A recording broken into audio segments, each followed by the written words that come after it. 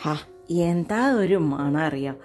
കൂടെ ആ ഉള്ളിയുടെ മണമാണോ മസാലയുടെ മണമാണോ മല്ലിയുടെയും പുതിനയുടെയും മണമാണോ എന്നൊന്നും അറിയുന്നില്ല. പക്ഷെ നല്ലൊരു സൂപ്പർ ഒരു മണം വരുന്നുണ്ട് കേട്ടോ. ചട്ടിയിലൊരു ബിരിയാണി വെച്ചാൽ എങ്ങനെ ഉണ്ടാവും എന്നറിയാമോ?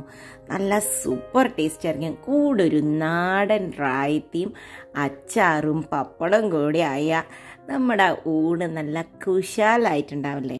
അപ്പോൾ ഒരു അടിപൊളി ബിരിയാണി തന്നെയായിരുന്നു കേട്ടോ. ചട്ടി ബിരിയാണിയും നല്ലൊരു നാടൻ റായിത്തയും, നാടൻ സലാഡെന്നോ റായിത്തയെന്നോ പറയാം.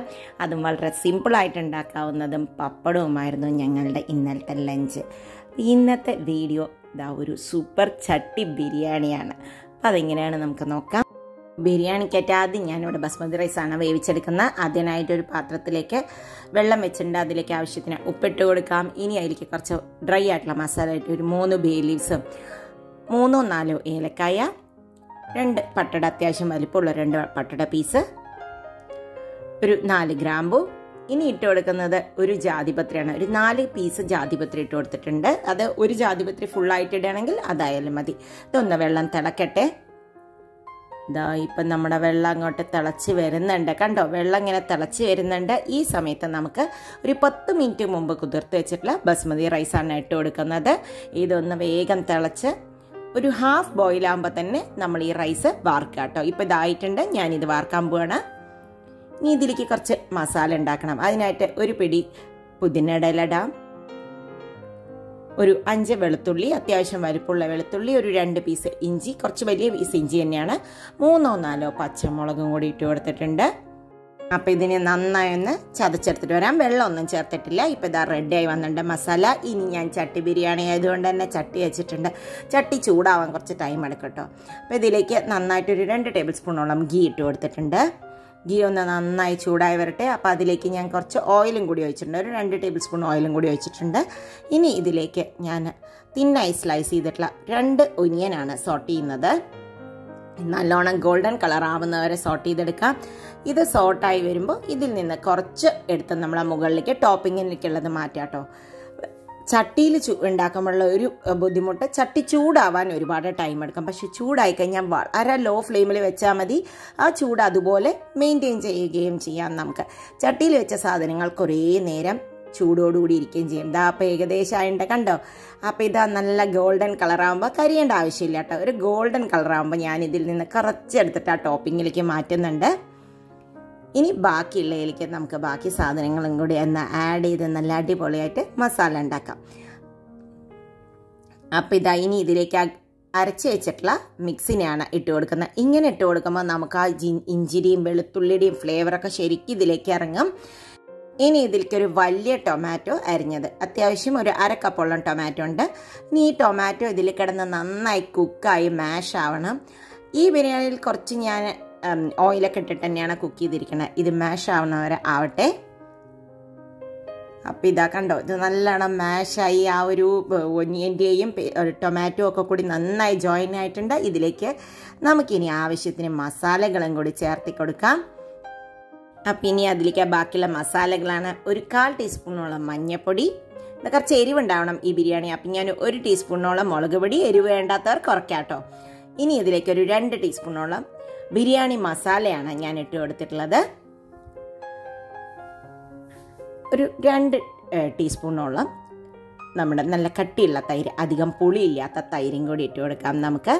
അപ്പോഴാണ് ഇതിൻ്റെ ആ ഗ്രേവി അങ്ങോട്ട് സൂപ്പറാവുക കേട്ടോ. ടൊമാറ്റോ അധികം പുളിയില്ല, ഈ ഗ്രേവിയും കൂടി ആകുമ്പോൾ നല്ല തിക്കായിരിക്കും ഈ ഗ്രേവി. ഇതിലേക്കാണ് നമ്മൾ നമ്മുടെ ഇതിട്ട് കൊടുക്കാൻ പോണ. ഇതിലേത് വെജിറ്റബിൾ വേണമെങ്കിലും ഈ മസാലയിൽ ഇട്ട് കൊടുക്കാം. പക്ഷേ ഇന്ന് ഞാൻ ഇട്ട് കൊടുക്കുന്നത് നല്ല മഷ്റൂം ബിരിയാണിയാണ്. അതുകൊണ്ട് തന്നെ മഷ്റൂം എന്താ ഇങ്ങനെ കട്ട് ചെയ്തതാണ്.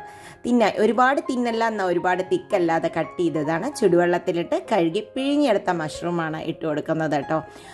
നിങ്ങൾക്ക് വേണമെങ്കിൽ മഷ്റൂമിന് പകരം വെജിറ്റബിൾ ഏതെങ്കിലും ഇട്ട് കൊടുക്കാം.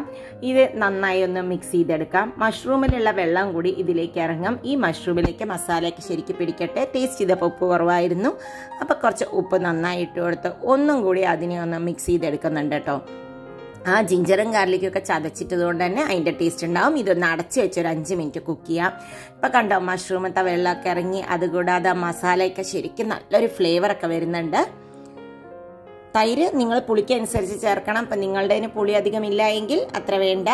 ഇനി ഇതിലേക്ക് ഇതാ കണ്ട ഒലർന്ന് വന്നിട്ടുള്ള റൈസ് എപ്പോഴും ഒരു ഹാഫ് ബോയിലേ ആവാൻ പറ്റുള്ളൂ ഇങ്ങനെ ബിരിയാണി ഉണ്ടാക്കുമ്പോൾ, ഇല്ലെങ്കിൽ ഓവർ കുക്ക്ഡ് ആയി പോകും. ഇനി ഇതിലേക്ക് ഹാഫ് ബോയിൽ ചെയ്ത് വെച്ചിട്ടുള്ള ബസ്മതി റൈസിനെയാണ് ഇട്ട് കൊടുക്കുന്നത്. അതിൽ വെള്ളം ഉണ്ടല്ലോ എന്ന് വിചാരിക്കേണ്ട, പക്ഷെ ഇതിൻ്റെ ഈ ചൂട് കൊണ്ട് ബാക്കി റൈസ് നന്നായി ആവുകയും ചെയ്യും ആവശ്യത്തിന്. ഇനി ഇതിലേക്ക് ഇതാ നമ്മുടെ മുകളിൽ കുറച്ച് മല്ലിടയിലയും കൂടി ഇതാ ഇതുപോലെ ഇങ്ങോട്ട് ഇട്ട് കൊടുക്കാം. ഇതൊരു 10 മിനിറ്റോളം ലോ ഫ്ലെയിമിൽ അടച്ച് വയ്ക്കുക കേട്ടോ. വളരെ ലോ ഫ്ലെയിമിലാണ് വെച്ചിരിക്കണം. ഇപ്പം കണ്ടോ ആവിയൊക്കെ ഇങ്ങനെ മുകളിലേക്ക് വരാൻ തുടങ്ങി. നിങ്ങൾക്കൊരു സ്പൂണൊക്കെ ഇട്ട് നോക്കിക്കഴിഞ്ഞാൽ അടിയൊന്നും പിടിച്ചിട്ടുണ്ടാവില്ല. ഇനി ഇതിൻ്റെ മുകളിലേക്ക് നമുക്ക് ആ വറുത്ത് വെച്ചിട്ടുള്ള ഉള്ളിയൊക്കെ ഇട്ട് കൊടുക്കാം. അതുകൂടാതെ വേണമെങ്കിൽ അണ്ടിപ്പരിപ്പും മുന്തിരിയൊക്കെ വറുത്തിടാം.